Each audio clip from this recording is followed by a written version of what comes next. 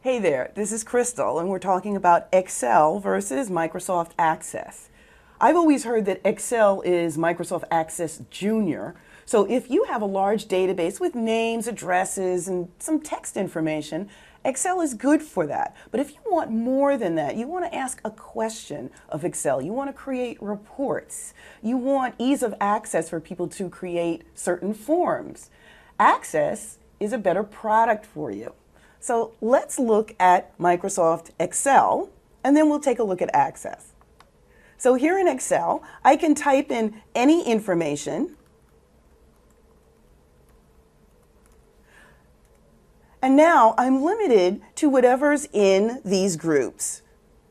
So I'm in the font group, I can make any changes. I'm in the editing group, I can sort and filter if I need to. In Microsoft Access, even nicer. Once I'm in Access and I might add some information, I can actually have a table. And here I have a table with specific categories. So this is a company that has certain items that it sells. So the categories come up. These are beverages, candy, and you can see the ID numbers. You can see which customer actually purchased that particular item. I'm just going to that table, and this just looks like a table in Word. Queries are questions of a particular table.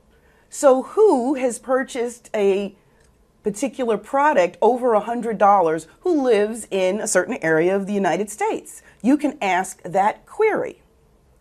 Forms are a single form where you can just add one record, one person's name with their name, address, phone number, and their order. Reports are creating just that, a report, a paper report. For instance, like an invoice or monthly sales. Access is kind of a combination of some of the best aspects of Word, Excel, and even a little PowerPoint. You can put a logo in there. So there you go, some great features with Microsoft Access. This is Crystal. I'll see you soon.